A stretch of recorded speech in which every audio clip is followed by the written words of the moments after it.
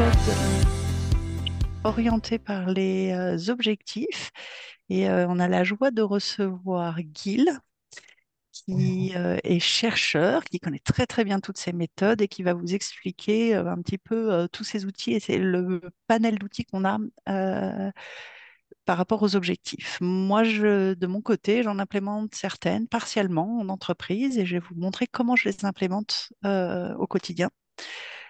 Et ensuite, on fera un petit exercice, un cas pratique, où on vous enverra dans des salles pour expérimenter ça avec un jeu de rôle. Voilà. Gil, je te laisse la parole. Merci beaucoup. Je t'en prie. Et partager mon écran. Euh, alors, en fait, pourquoi cette petite présentation sur les approches par objectif? Eva va vous parler et va vous faire expérimenter un arbre, ce qu'elle appelle un arbre de but.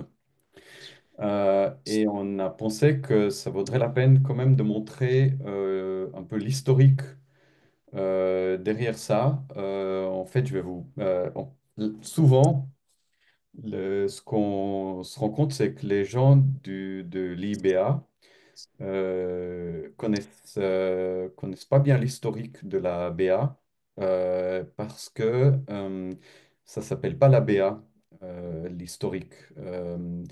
Anciennement, les gens au début, ils s'appelaient analystes programmeurs. Business analyst, c'est apparu un peu dans les années 80. Et, mais parallèlement à la BA, enfin même bien avant, il y a une discipline académique euh, qui s'appelle le Requirements Engineering ou l'ingénierie des exigences, qui souvent quand les gens de la BA entendent parler d'ingénierie des exigences, ils pensent que c'est un sous-ensemble de la BA qui consiste à tourner une manivelle comme une machine pour transformer des exigences qui ont déjà été élicitées en grande partie vers des exigences de solution, comme l'appelle l'IBA. Et en fait, c'est une discipline qui est beaucoup plus ancienne que ça, beaucoup plus ancienne que la BA. C'est une discipline académique, donc l'ingénierie des exigences, Requirements Engineering, et qui en fait, le scope est le même scope que la business analyse. Je vais vous montrer un peu euh, les approches orientées objectifs qui ont été élicitées là. Alors, juste avant ça, pour dire qui je suis, j'ai fait mes études à l'EPFL. Après, j'ai travaillé quelques années chez Logitech. Et après, je suis revenu à l'EPFL et depuis, je m'encroute là-bas comme chercheur. Euh,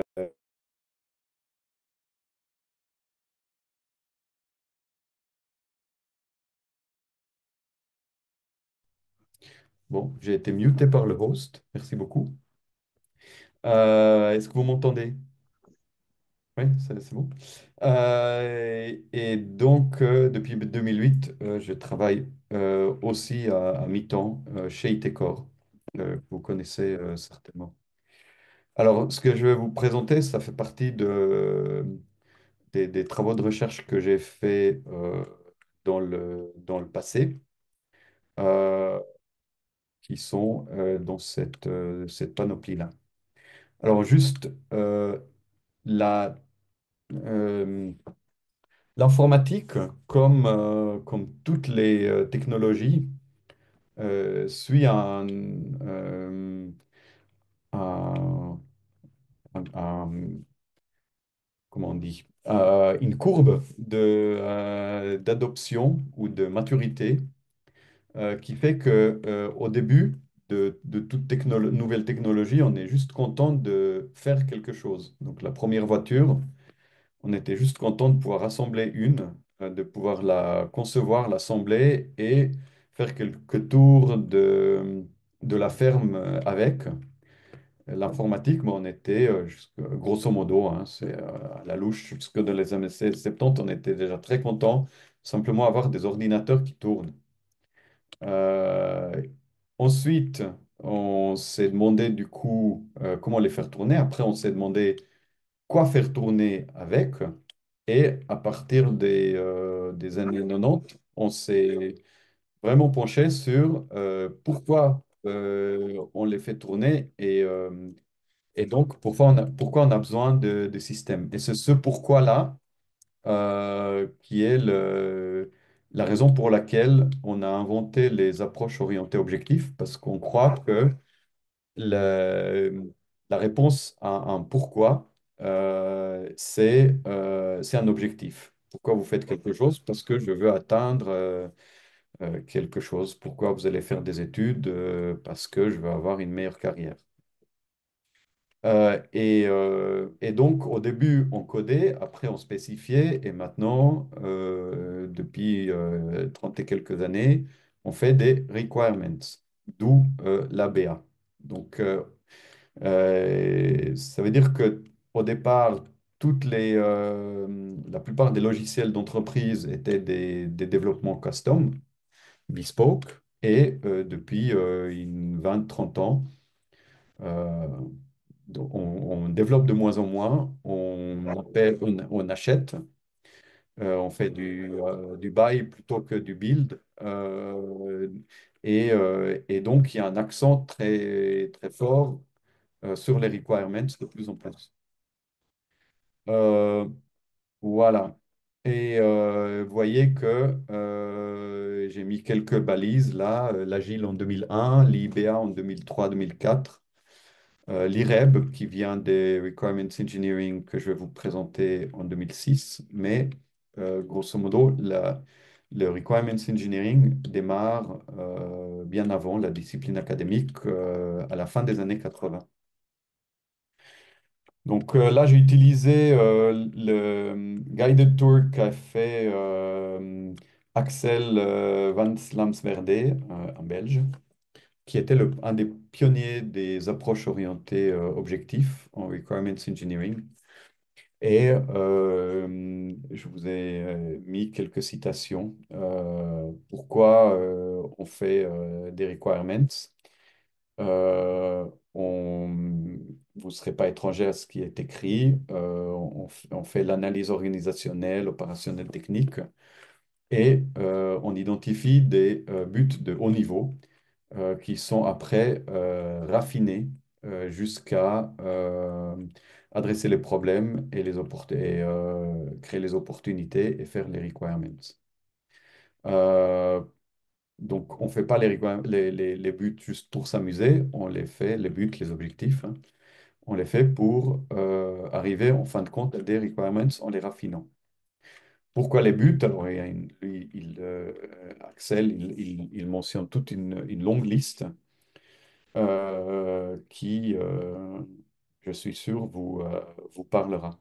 Et notamment, le quatrième point, Goal Refinement, hein, c'est ce que vous allez faire avec les arbres de but, donne un mécanisme qu'il dit naturel pour passer euh, de, euh, pour structurer en fait les documents de requirements.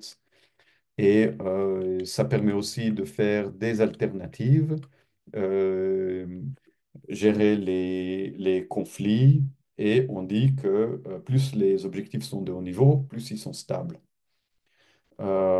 Et en fin de compte, ces buts conduisent à l'identification des requirements. Alors, euh, les buts, on a parlé de niveau de but, plus ils sont au haut niveau, plus ils sont stables.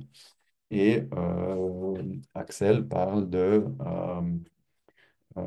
d'abstraction quand on monte vers le haut et puis de raffinement quand on va vers le bas. Et il donne quelques exemples. Alors, il se trouve que Axel a fait la méthode qui s'appelle CHAOS, qui est un acronyme, c'est avec un K. Essentiellement, son travail consistait à faire des systèmes embarqués, beaucoup pour des trains, comme vous voyez, des bancomates, distributeurs de billets, hein, et et des métros, etc. Donc, ces exemples sont orientés vers là. Mais dans les années, début des années 90, il y avait un exemple typique que tous les gens qui faisaient du requirements utilisaient et qui avait, c'était soit ici la librairie, soit ce que je vais vous montrer après, la gestion de meetings. Alors ici, vous avez un exemple de chaos avec des buts, donc un arbre de buts. Et vous voyez que euh, en bas à gauche, vous voyez le raffinement avec deux barres horizontales, c'est un OR, et une barre horizontale, ça fait un AND. Parce que euh, Axel, il a utilisé une méthode qui venait déjà de l'IA à l'époque, déjà des agents intelligents, qui utilisait le raffinement de but qui s'appelait AND-OR, donc A, et OU. Et on voit les deux sortes de raffinement. Donc un OU, c'est il suffit d'atteindre un des buts en dessous pour atteindre le but en dessus. Et si vous avez deux barres, il faut atteindre... non, si vous avez une barre, c'est un et, donc il faut atteindre tous les buts en dessous. Et puis si vous avez deux barres, c'est un ou, et il suffit d'atteindre un. Alors vous voyez ici, euh, vous avez un et, il faut atteindre les trois buts, les quatre en fait, en dessous, cela, pour atteindre le Achieve Borrow Request. C'est un peu écrit bizarrement parce que c'est fait pour des systèmes embarqués. Et ici, vous avez un ou, alors il suffit d'atteindre en fait, des deux buts, parce que ici, vous avez un point opérant. Donc, si je maintiens as many copies as needed, je achieve book request satisfied et j'ai pas besoin de faire les trois autres buts. Voilà, ça c'est un exemple de chaos avec les buts en gras, c'est les buts opérationnalisables, c'est-à-dire qu'ils vont devenir des requirements. Et l'idée, c'est de raffiner l'arbre jusqu'à avoir des buts en gras qui sont opérationnalisables et qui deviennent des candidats d'exigence. Ici, vous avez le meeting scheduler, ce dont j'ai parlé avant. C'est un exemple avec la méthode la plus connue en requirements engineering, qui s'appelle le iStar, que personne d'autre, à part étant dans la discipline, n'a jamais entendu parler, mais que tous les gens de la discipline académique de requirements engineering connaissent par cœur et croient que le monde entier l'utilise, sauf que ce n'est pas le cas. Je, Euh, je me permets, c'est pas très facile à googler, iStar. oui, on peut googler iStar, c'est pas évident. Mais c'est une méthode très connue dans la discipline. Et là, vous avez l'exemple une gestion de meeting. Euh, Vous voyez que on reconnaît qu'il y a des arbres de but euh, ici. On passe de but en sous-but, etc. Mais on a rajouté en plus un agent, un meeting participant ou un meeting initiator, qui donne un scope à, un raffinement de but.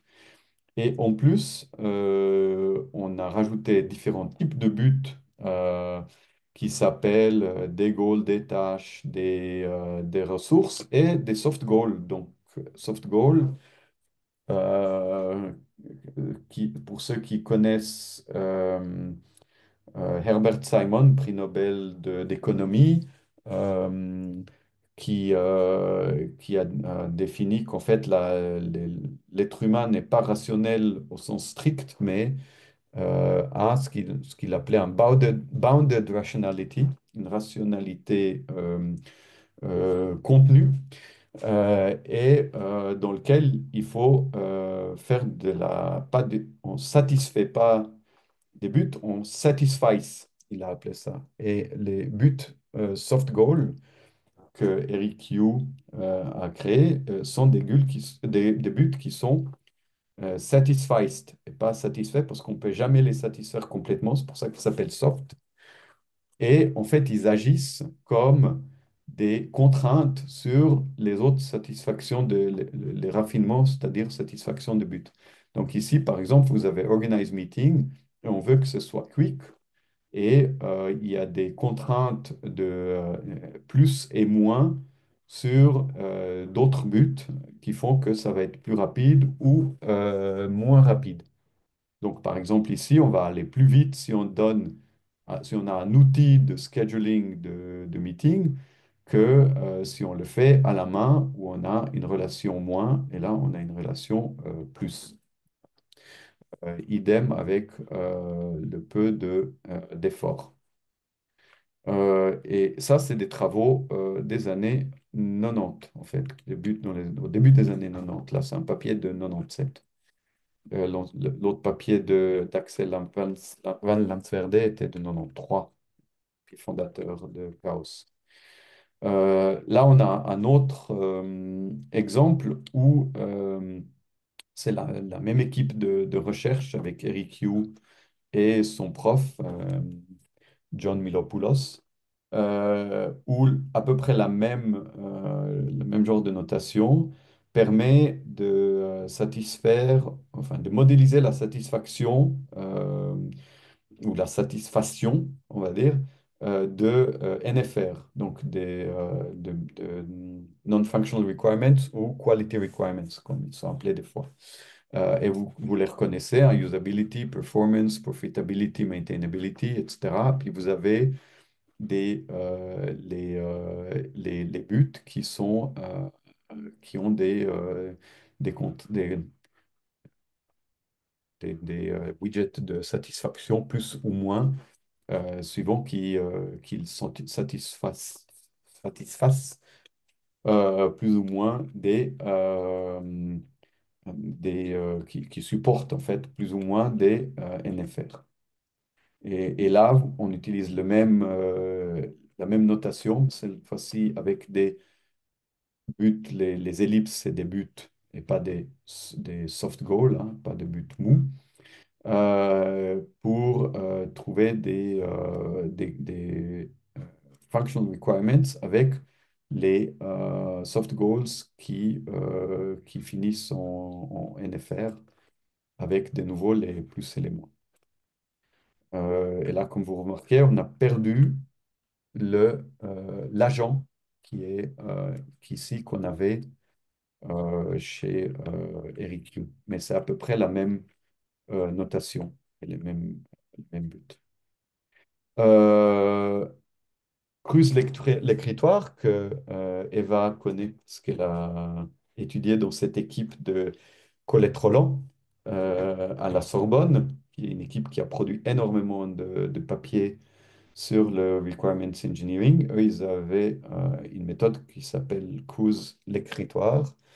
Cruz est un acronyme dont je ne me rappelle plus, mais RE, c'est Requirements Engineering, bien sûr. Et on voit que c'est français à cause de l'écritoire. Et eux, ils avaient une modélisation de buts aussi dans les années 90, hein, avec des buts assez simples, un raffinement avec des et, vous voyez, avec le triangle. Et ils pouvaient y accrocher des processus. Je vous rappelle qu'à l'époque, c'était BPR, Business Process Reengineering. Donc, tout le monde faisait des process. Eux, ils avaient des raffinements de buts pour arriver à des process et ils arrivaient à coller des processus aux objectifs.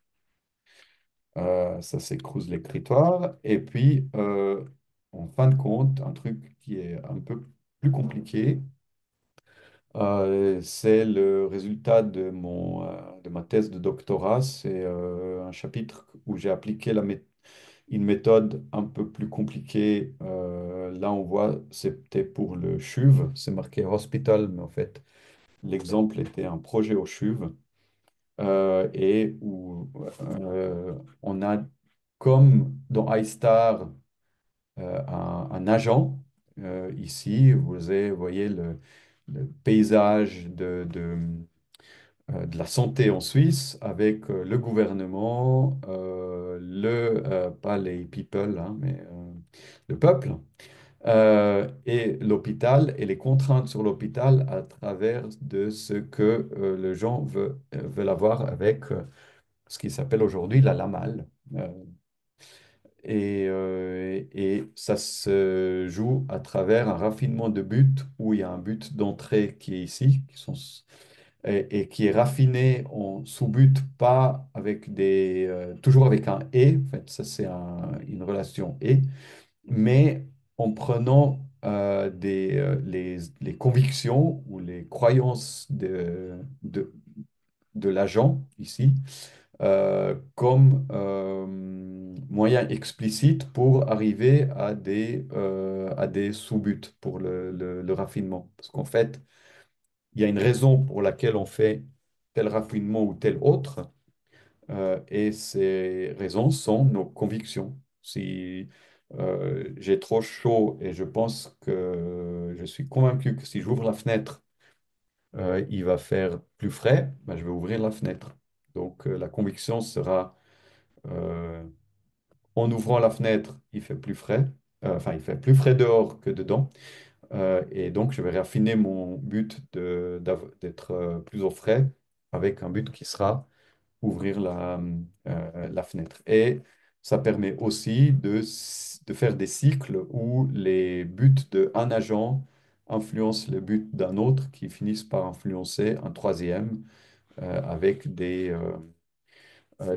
boucles euh, qui ressemblent à des boucles de diagrammes système, mais où les convictions sont explicitées. Donc, c'est des buts beaucoup plus compliqués, c'est des diagrammes beaucoup plus compliqués à faire euh, parce que ça fait du soul searching, etc. Mais ça explique d'autres choses que les arbres de but plus simples. Voilà, j'ai fini, Eva. Donc, un petit tour d'horizon de méthodes créées dans Requirements Engineering et que ça vaudrait probablement la peine que les gens qui font de la BA dans les entreprises connaissent parce que ça existe et ça peut aider. Merci beaucoup, Gilles. Merci. Est-ce que vous avez quelques questions pour Gilles avant qu'on passe à ma partie ou je vais vous détailler moi comment j'implémente ça au quotidien. Vous pouvez normalement vous démuter ou unmuter si vous avez des questions. Pendant ce temps-là, je chante. Moi, j'en ai peut-être une. Ouais. Gil, chaque fois que tu as mis des références en Oui, fond de page, oui, est-ce qu'à travers ces références, parce que c'est très riche, hein, oui. là, tu nous as fait un survol rapide, j'imagine, de, je sais pas, 6-7 articles Ah non, très, très, très, très, très denses. Est-ce qu'on on retrouve ces articles en tapant ce qui est en fond de page? Oui, si vous allez c'est mieux d'aller dans Google Scholar. Enfin, je crois que c'est scholar.google.com. Ou si vous cherchez dans Google Scholar, je suis sûr qu'il vous le trouve. Et souvent, la plupart du temps, les PDF sont en ligne et on peut les avoir. Sinon, vous pouvez m'envoyer un email, puis je vous guiderai ou je vous trouverai un PDF. Ce que j'ai fait, c'est que j'ai sorti un seul diagramme pour chaque papier. Hein. C'est pas, les papiers que j'ai présentés sont gros et lourds et pas forcément faciles à lire, d'ailleurs. Euh, Toujours un plaisir de lire ce genre de choses. oui, oui, toujours. Et en plus, c'est pas forcément des articles très récents, hein. On est d'accord que ça fait un moment. Moi, j'ai peut-être une question pour l'auditoire, et puis après, Eva, Oui, je pense je t'en prie. on peut y aller. C'est qui utilise dans l'auditoire, à part Eva, voilà, des techniques similaires d'objectifs? Ça m'interpelle parce que moi, ça me paraît tellement évident, mais moi, je ne le fais pas. S'il y a quelqu'un qui utilise, je suis pas sûr que ce soit la majorité. Alors, Ah, Cédric. il y a Cédric qui lève la main. Cédric, intervient. Tu peux démuter ton micro, activer. Allez, parlons un peu français. J'ai pas grand-chose à ajouter de ce très bel exposé scientifique de Reig. Voilà, non, non, très bien, D'accord. parfait. Toi, tu Et- utilises Université de la valeur. Vous avez un équivalent dans l'Université de la valeur oui, pour modéliser non, les. mais bah, disons que oui, oui, toute personne qui fait de la systémique va mettre en œuvre les principes qu'on a vus. Donc, dès qu'on voilà, dire pourquoi, comment, finalement, c'est définir les buts. Et on en fait tous sans le savoir, en fait. Après, je pense que ce qu'on représente ici, c'est de la modélisation et c'est intéressant puisque ça modélise notre fonctionnement. C'est ce que va nous montrer Eva, certainement. Très bien. Merci, merci Cédric. Je vois pas de Eva, questions dans le chat. Ouais, oui. vous m'entendez? Ouais, cool. Alors, je me présente, je m'appelle Eva. Moi, je fais de la business analyse et de la BI depuis quasiment 20 ans maintenant. Et effectivement, dans ma scolarité, j'ai croisé certains chercheurs qui nous ont enseigné ces méthodes-là. Alors, comme tout bon praticien, j'ai pris un peu, j'ai fait mon marché dans toutes ces méthodes et j'ai fait un truc j'ai bricolé un truc qui me convenait pour pouvoir les utiliser au quotidien parce que je trouvais que, il y avait certaines choses qui étaient lourdes et certaines choses qui étaient effectivement hyper pratiques. Donc, ce soir, je viens vous présenter un cas sur lequel j'ai travaillé. Alors, voilà. Le cas sur lequel je voulais vous présenter ce soir, c'est une entreprise qui vend de la téléphonie fixe et mobile. C'est une entreprise qui est en Australie, hein, et on travaillait notamment sur la migration de la ligne de téléphone du réseau fixe au réseau optique. Quand je décris les armes de but avec mes utilisateurs, on vient avec un but stratégique et j'appelle ça un arbre de but parce que c'est souvent en BI, c'est souvent très hiérarchique. On a le PDG qui vient de nous expliquer qu'il veut augmenter son chiffre d'affaires de 5% et puis après, chaque euh, euh, business unit va nous expliquer comment lui il va l'implémenter. Donc on avait deux grosses implémentations. Pour augmenter ce chiffre d'affaires, on devait migrer plus de 20 000 clients à la fibre optique et acquérir plus de 5 000 nouveaux clients. Une fois qu'on a ça, les personnes qui sont en dessous vont nous détailler comment ils vont s'y prendre. Donc, par exemple, ils vont choisir les DSLAM, donc les nœuds de réseau où il y a le plus de clients à migrer. Et ils vont essayer aussi de migrer prioritairement les clients qui sont faciles à migrer. Donc, les grosses entreprises, les écoles, les prisons, les hôpitaux, les distributeurs automatiques de billets, tout ça, on abandonne parce qu'il y a des contraintes légales spécifiques. Et dans un premier temps, pour se roder sur le process, on va commencer par migrer les, on va dire les quartiers résidentiels. Côté nouveaux clients, typiquement, le directeur marketing et commerciaux vous dire, on va envoyer des offres aux prospects, on va proposer des bundles fixes et mobiles.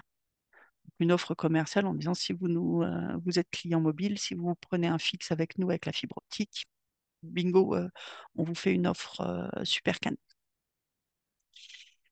Une fois que je fais ça avec mes utilisateurs, je peux partir dans un petit peu, j'ai envie de dire un peu tous les sens. C'est-à-dire qu'on n'est pas obligé de partir du but stratégique avec le PDG. En général, on part de la personne qu'on a en face. Et c'est ça qui est intéressant, c'est que ça ne demande pas d'avoir une élucidation de besoins complète et d'avoir tous les buts de l'entreprise pour pouvoir démarrer un projet.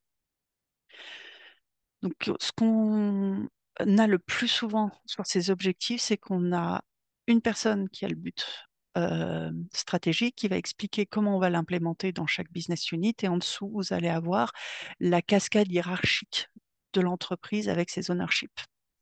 Et il arrive très souvent dans les projets qu'on ait affaire juste à Jean, le responsable de la migration en premier, puis qu'on s'aperçoive que François, en fait, il a des besoins qui sont assez similaires de l'autre côté, mais on ne les avait pas identifiés au départ. Comme quand on est sur du waterfall où on passe un peu de temps au départ à identifier vraiment toutes les parties prenantes du projet, sinon on n'avance pas. Donc c'est beaucoup plus agile que de se focaliser sur un projet avec un scope complètement défini au départ. Une fois qu'on raffine ces buts, on arrive à des buts. Alors, Gil parlait de buts opérationnalisables. En BI, ça va s'apparenter à un business process. Et là, c'est là que j'amène un peu de crawl écritoire. Un peu ce qui m'arrange, hein. J'ai prévenu. Donc, les objectifs, on les a. Vous avez vu que dans la méthode ISTAR, il y avait des OR et des AND qui connectaient les buts. Est-ce qu'il faut assouvir ou remplir tous les buts de ce bas niveau pour atteindre le but de haut niveau, ou est-ce qu'il en faut un seul? En BI, ce qui se passe souvent, c'est que ça se gère avec des priorités, et il faut faire un petit peu de tout, mais pas avec le même degré de certitude. Donc, j'ai mis moi des pourcentages. Et ça correspond aussi à un petit peu ce qu'est la light switch. Ou la light switch, Gil, vous allez expliquer les croyances que les personnes ont derrière l'objectif. Quand j'ai affaire à des grands managers, je ne me suis jamais permis d'aller chercher les croyances. Parce que c'est un peu remettre en. Pour eux, ils le vivent un peu comme je remets en question tes priorités et pourquoi tu veux faire ça. Et je remets un peu en question les décisions que tu prends. Donc, je me suis jamais aventurée jusque-là, honnêtement. Je me suis toujours aventurée OK, mais sur les 20-80, sur tes pourcentages, quel est celui que tu donnes en priorité par rapport à l'autre? Nous, ça nous permet, côté IT, d'aligner les équipes et les efforts qu'on met sur chaque projet et complètement les headcounts, concrètement. Euh, Ce que j'aime bien avec cette méthode-là, une fois que vous avez les priorités et que chacun cascade ses pourcentages, c'est que côté IT, on devient aussi la machine à dire oui. Parce qu'au départ, dans les projets, on est la machine à dire non et on dit tout le temps non, on n'a pas le temps, c'est pas notre prio, on va pas le faire comme ça et tout ça. Une fois que les utilisateurs, et vraiment, hein, j'ai vu des entreprises où les utilisateurs prennent en charge les arbres de but, c'est eux qui construisent toute cette hiérarchie d'objectifs. Ça les aide, à clarifier leur direction et leur stratégie. Et en plus, tu leur dis, moi, j'accepte tous les changements de priorité à partir du moment où vous êtes d'accord sur les pourcentages.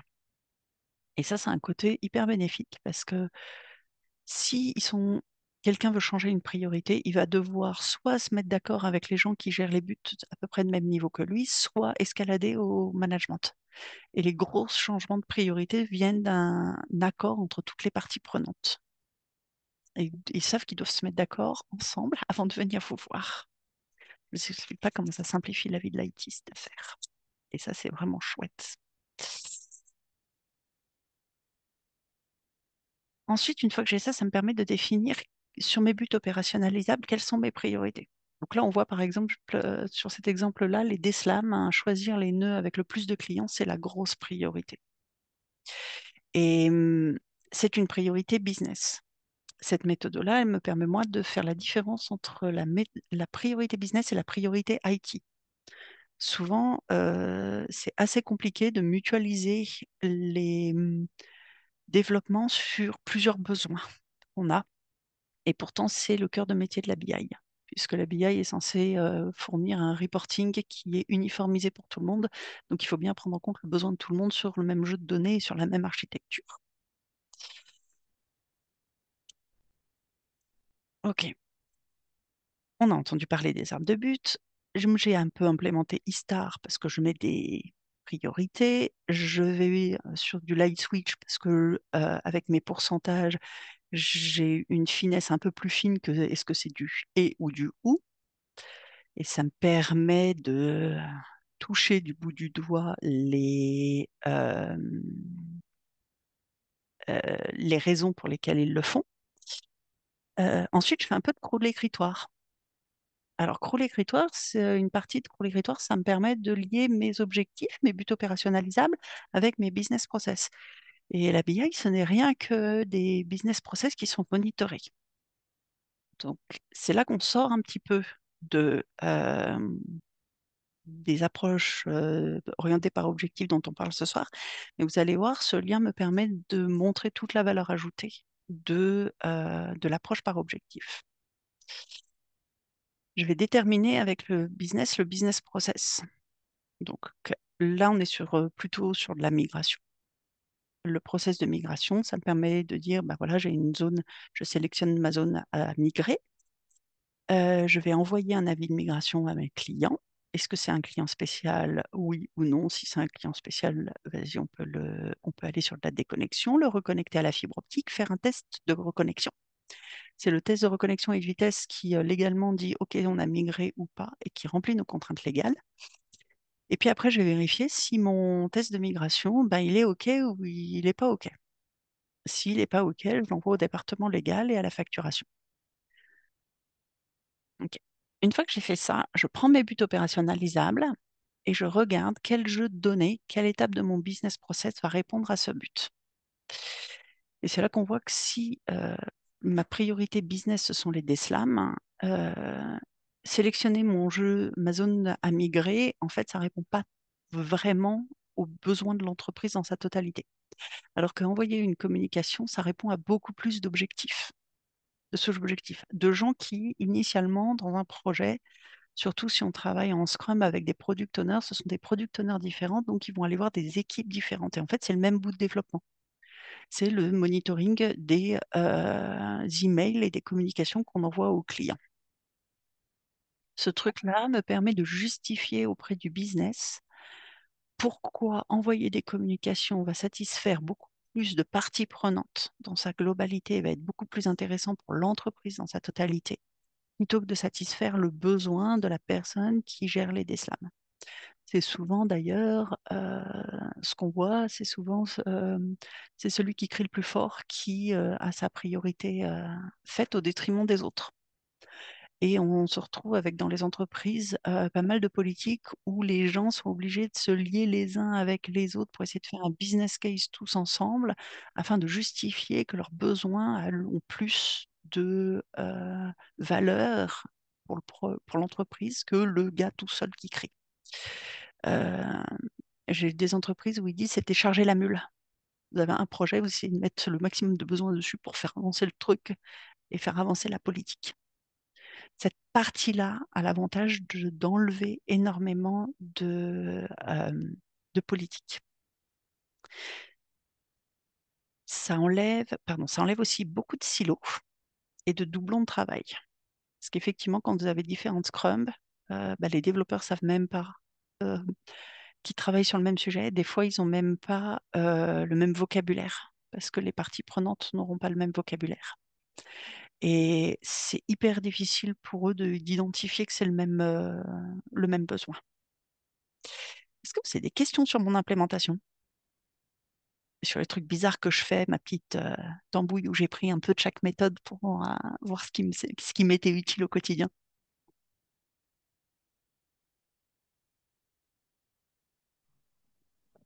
Est-ce que ça vous a intéressé, un minute? Ah, Philippe dit oui. Philippe Ribéry dit oui. Zineb aussi. Chouette. Mister Boisseau également. Rebecca aussi. Chouette. Et j'ai pas vu de questions dans le chat, hein. Je le vois pas sous la main, mais je n'ai pas l'impression qu'il y en ait. Chouette. Alors, si tout est clair, on va passer à la mise en pratique. je vous propose une mise en pratique. C'est qu'en tant que PDG d'une plateforme de vente en ligne, je veux améliorer la satisfaction de mes clients de 5% pour la fin de l'année. On va vous envoyer dans une session de travail qui ressemble à ça. Il y a différentes salles, je vais vous montrer. Il y a différentes salles. La salle va apparaître en haut lorsqu'on va vous envoyer dans la salle. Euh, Vous allez sur votre salle avec les personnes avec qui vous êtes assigné. La consigne, donc c'est l'arbre de but global, c'est améliorer la satisfaction client de 5%. Je vous propose que chacun s'assigne un rôle dans le groupe. Donc, une personne le PDG, une personne responsable logistique, la direction RH, la direction IT, marketing et commercial. Et vous allez travailler pour raffiner ce but et trouver des stratégies pour comment chaque direction peut atteindre le but. Une fois que vous avez trouvé des buts pour chaque rôle, vous pouvez définir des priorités. Vous allez voir comment que le processus de priorité se met en place naturellement dans les entreprises. C'est plus facile si vous incarnez une personne. Le fonctionnement de l'outil. Vous avez des petits outils là sur le côté que vous pouvez utiliser. Vous pouvez aussi juste copier-coller les buts pour faire plusieurs niveaux si vous voulez plus de hiérarchie, raffiner de plus en plus votre arbre principal. Sur le temps imparti, je pense qu'on passe sur un quart d'heure. Et puis, je vais vous demander de laisser ouvert le draft à la fin de la session. On a des dessins, je viens de faire des dessins, je vais les effacer. À la fin de la session, je vais vous demander de laisser ouvert le draft parce qu'à la fin, nous avons une petite note. Vous avez une petite note à nous donner, savoir si ça vous a plu et si c'était la bonne chose à faire. Est-ce que Claude, je crois que j'ai donné toutes les consignes, hein. Oui. Est-ce Euh, que Comme on est 22, je propose de faire 4 salles, ça te va? Parce qu'il y a quand même un certain nombre de c'est rôles, parfait? ça ferait 5. Je vais attribuer automatiquement les gens dans les salles. Oui, il Et faut que j'envoie le puis, lien. voilà. Alors, envoie peut-être déjà maintenant le lien. Alors, Mhm. c'est un draft.io, hein, c'est un espèce de Miro. Vous pouvez aisément copier-coller les formes et vous voyez sur la gauche, vous avez les formes et la possibilité de les joindre au besoin. Voilà, mais vous allez voir, c'est assez simple et assez intuitif. On y va? Est-ce que j'ouvre les salles? Alors, J'attends ton ouais, go, tu Eva. peux ouvrir les salles. Je suis en train de chercher le chat qui n'apparaît pas de mon côté. Ça Voilà, cloche. Alors, attends. je mets 15 minutes. Chat. Là. Alors, Everyone Meeting. Si le draft.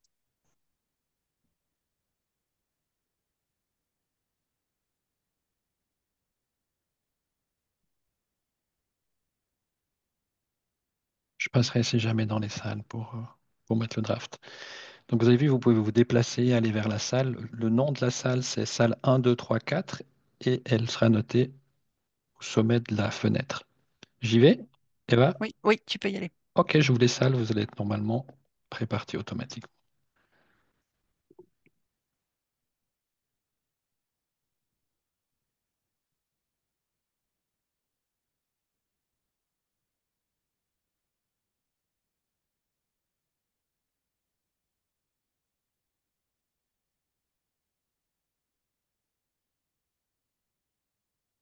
Oui, les gens.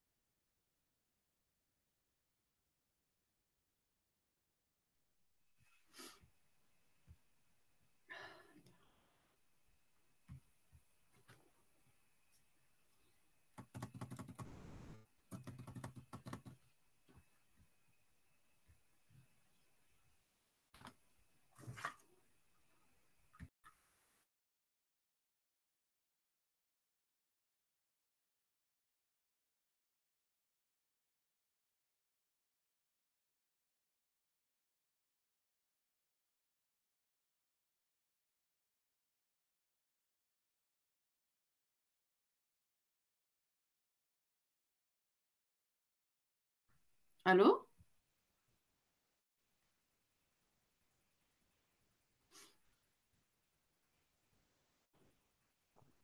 Voilà. Allô?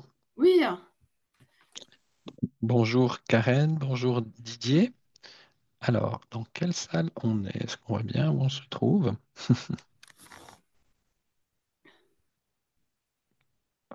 Je vais juste... Ah, non attribué. Karen, je crois que vous n'êtes pas encore dans une salle.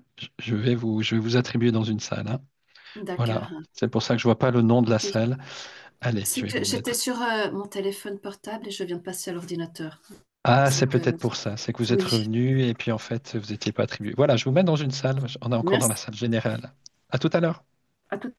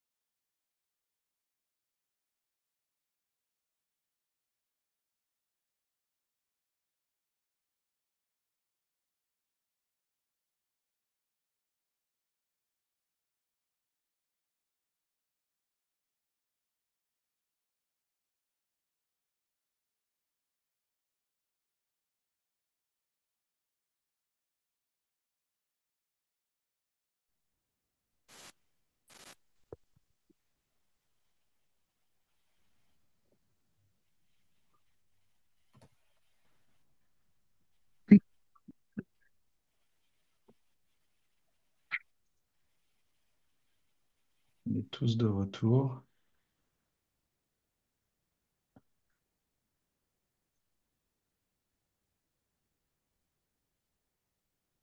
Welcome back. Eva.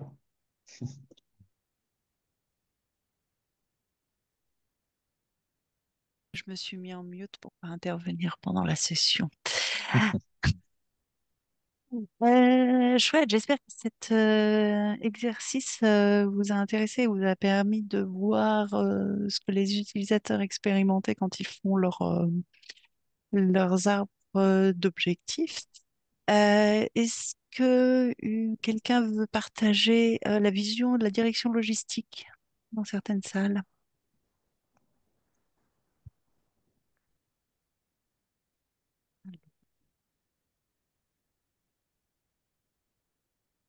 Euh, nous, on a une version très simple pour l'optimisation, enfin pour la partie logistique, mais je ne sais pas si ça correspond exactement aux besoins. On est sur la partie salle 1. Et ce qu'on s'était dit, c'est que pour augmenter notre satisfaction client, on souhaitait avoir une optimisation de la livraison. Donc l'optimisation de la livraison, c'est clairement de la logistique. Et sur la partie optimisation de la livraison, ça passait par plusieurs objectifs. Donc il y en avait un qui concernait la qualité de l'emballage. Et la qualité de l'emballage pouvait se décomposer en trois sous-catégories, enfin trois sous-besoins. Voilà. Le premier, c'était la partie matière. Alors, on l'a pas encore associé à une direction quelconque. On ne sait pas si c'est de la logistique, si c'est du market, etc., parce qu'on peut communiquer dessus. Donc, matière, si c'est un emballage qu'on peut réutiliser, par exemple. La partie volume, on a partagé, par exemple, une expérience sur un emballage qui était beaucoup trop grand par rapport au contenu.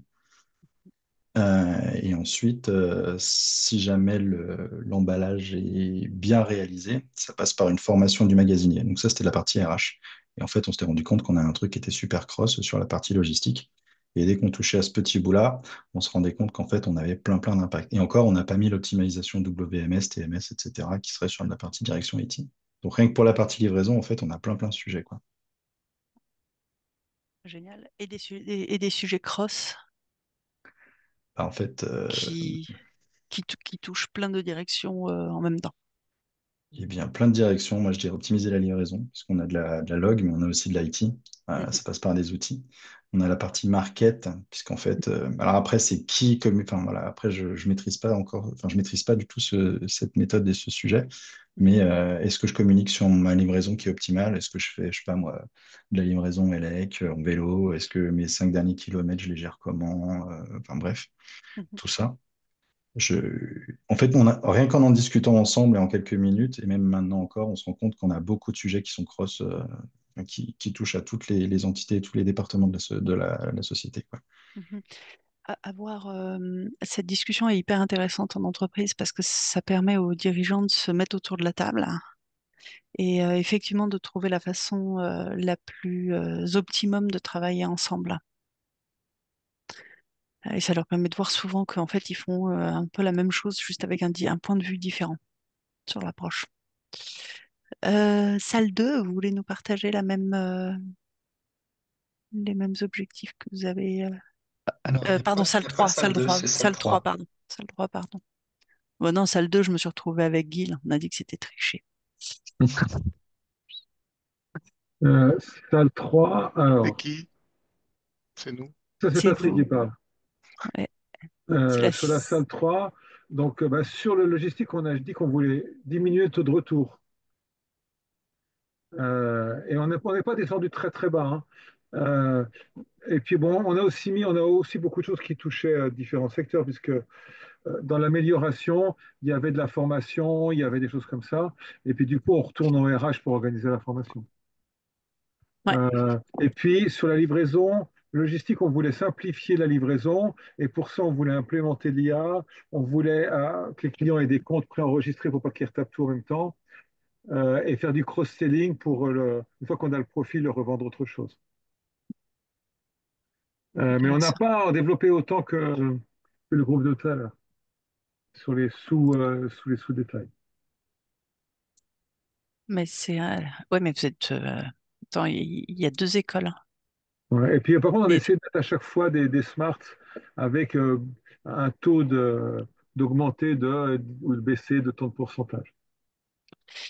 effectivement. Alors, les smarts sont intéressants. Il y a plusieurs approches avec ça. Les entreprises, certaines travaillent avec les smarts, d'autres travaillent avec les OKR, qui ont été mentionnés dans le chat un petit peu en amont. J'ai une préférence pour les OKR que les smarts à l'implémentation, parce que je trouve les smarts, si on veut vraiment les faire correctement, assez rigides. Et finalement, ça bride un peu les utilisateurs dans leur réflexion. Et je crois, Guil, tu vas pouvoir me dire hein, si je me trompe, je crois que c'est dans Crew l'écritoire qu'il y a une approche, ou dans EKDCMM, qui ont des approches pour formuler les buts. Il y a des buts, notamment des buts de changement, ou des approches un peu plus grammaticales qui permettent de formuler les buts et qui sont une véritable source de créativité pour les utilisateurs. Parce que vous allez pouvoir dire, OK, si je change le COD ou le COI ou le complément de lieu, le complément de temps de mon but, qu'est-ce qui se passe? Mhm. Et vous allez regarder avec les utilisateurs, OK, ben, tu m'as dit les clients. Ouais, mais alors quel type de clients? Est-ce que les B2B et les B2C, tu vas les traiter de la même façon? Est-ce que les personnes âgées, tu vas les traiter de la même façon que les familles? Et OK, tu as un but sur un an, et à 6 mois, ça se passe comment? Et à 2 ans, ça se passe comment? Et en faisant varier tous les paramètres de l'objectif, en fait, vous allez aider les utilisateurs et les dirigeants qui supportent ces goals à essayer d'envisager leurs goals différemment. C'est notamment là qu'arrivent les buts qui commencent par maintenir. Je veux maintenir un service. En fait, on y pense très rarement. Pourtant, il y a des objectifs, tout le support de production et tout ça dépendent de ces objectifs-là et on les oublie. On les oublie dans les budgets où on minimise les coûts parce qu'on n'y a pas pensé au départ. Euh, c- Merci beaucoup. Et je crois que ça fera le partie d'un atelier suivant, ces approches-là. Euh, tu... On fait la salle 4 pour les mêmes approches. Génial. Merci.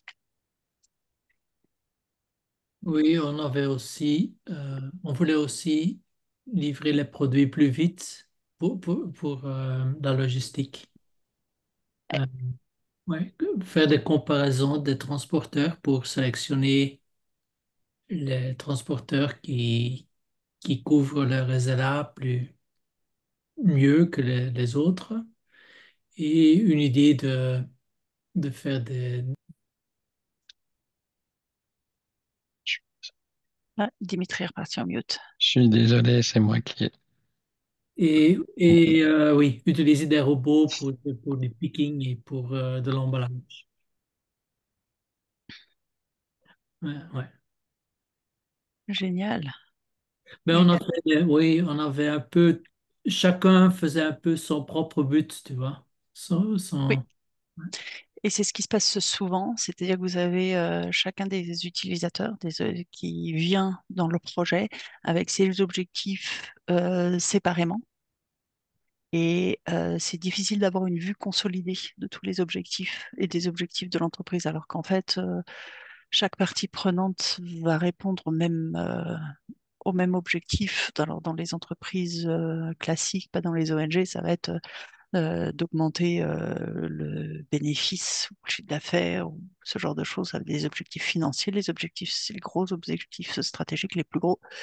Et puis après, ils regardent comment ils les découlent. Et cette approche aussi permet d'unifier un peu tous les besoins et de donner de la consistance à travers toutes les business units. Et surtout, vraiment surtout en agile quand on a une business unit face à une Scrum. Je sais, c'est ma passion agile. Merci beaucoup pour ce partage. Il nous reste à peu près 10 minutes. Ce que je vous propose, c'est de passer au rôti en bas, tout en bas de Draft.io. Vous avez un rôti pour évaluer la séance, savoir si ça vous a plu.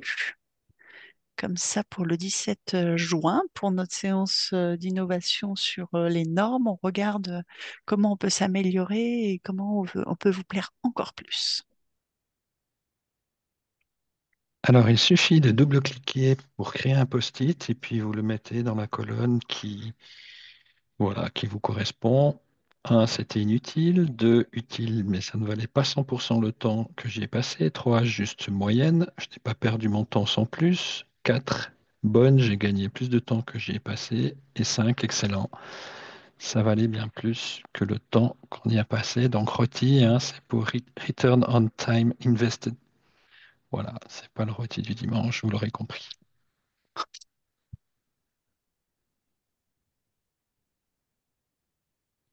C'est le chemin au-dessus de chez moi, c'est le chemin du retour. Le chemin de- Ouais. Alors, n'hésitez pas à commenter aussi.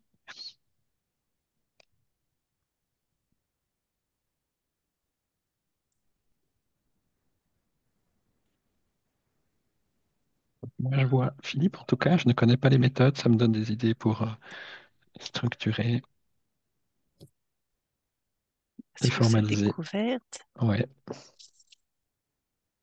merci, je passe volontiers à excellent si on répond à ma question dans le chat. Ah, attendez, j'ai pas vu dans le chat. Ta, ta, ta, ta, ta, ta, ta. Là, dans le présentateur entre les deux. Alors, comme je veux un excellent, les deux méthodes pour formuler les buts. Alors, il y a les SMART ou Smarter Goal.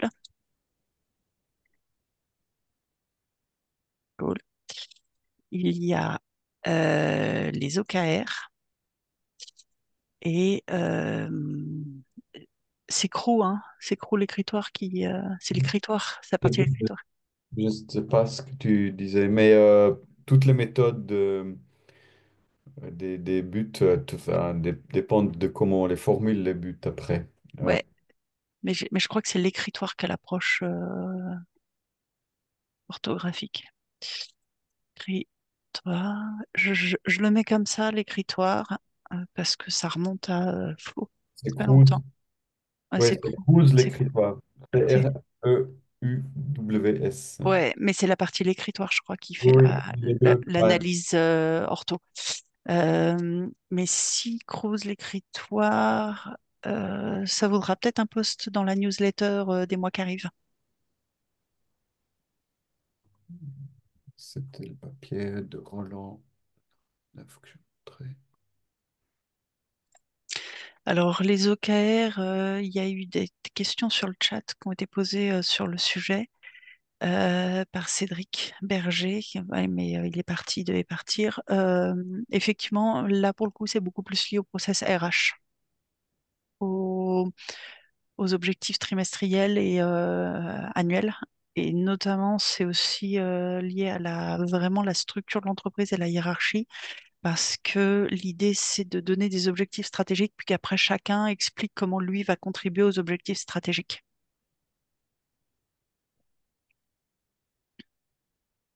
Et pour le coup, il y a beaucoup d'entreprises où les objectifs sont cascadés, parce que c'est une méthode qui a été inventée par Google et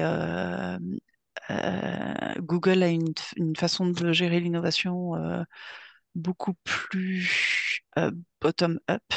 C'est-à-dire que chacun vient, propose des trucs et innove, et puis si le projet va pas jusqu'au bout, euh, c'est pas très grave. Alors que dans la plupart des entreprises dans lesquelles on travaille, c'est des approches top-down, donc c'est le management qui nous donne nos objectifs pour l'année. Du coup, je suis assez partagée entre les deux. Je trouve les OKR dans plein d'entreprises sympa, mais dans plein d'entreprises difficiles à mettre en place. Et merci à, je vois un cadre anonyme avec plein de contenus qui débarquent. C'est trop bien ça. Quelle session collaborative. C'est Michel, Oui, Ouais, c'est c'est je Philippe. crois. Non, c'est ChatGPT, moi, j'y suis plus rien, hein. D'accord. Ma compétence s'arrête au copier-coller. Non, Je vous ai mis un lien sur les papiers de Cruz l'écritoire.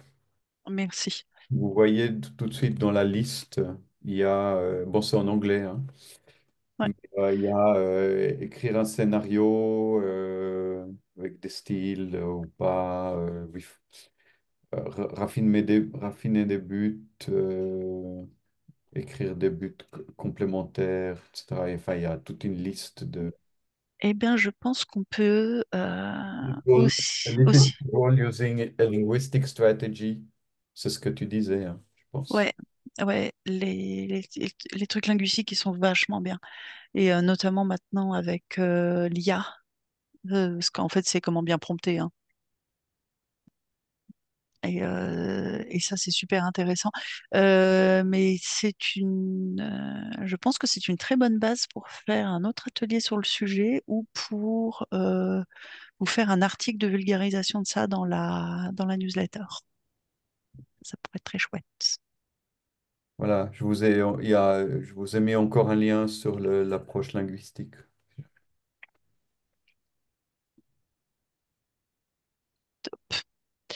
Eh Je suis ben, merci. désolé, mais les liens fonctionnent pas. Euh, Pour Ah, moi, lequel? les deux. Chez moi, oui. J'ai un miss direct request. Je sais pas si c'est la même Ah, chose. mais parce que ils sont pas, c'est pas HTTPS. Chez moi, c'est marqué not secure. Ouais, j'ai le même. C'est un très vieux site de, Ok. de Paris 1. Ça va plaire à Colette. Ouais. Colette est à la retraite depuis 15 ans. Ah, c'est vrai. Ou c'est Voilà. le mien. Non, mais ouais, il faut juste contourner le, le, le fait que c'est pas sécurisé.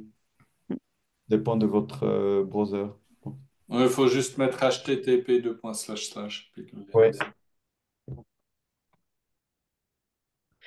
Top. Eh ben, merci beaucoup pour cette session.